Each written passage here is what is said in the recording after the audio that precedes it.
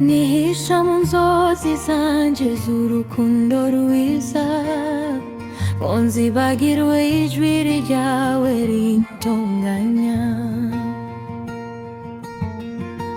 Sinshobora gusinzira, umwijima urankunda, sinshaka kubaho guca, ariko sinshobora gusohoka. Vestine ndirimba agahinda kanje, ndamahoro mu nzu itagira umutima.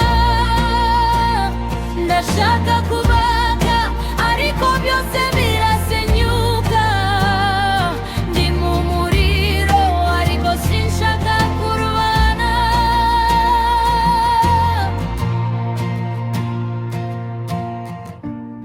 Janibuka iminsi ya mbere, urumuri rwacu rwaka, ariko none ubu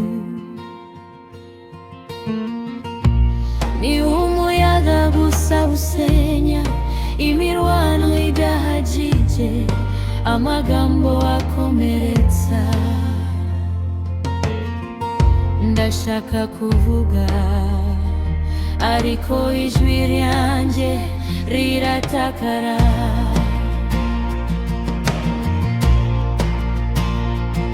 Ndavuga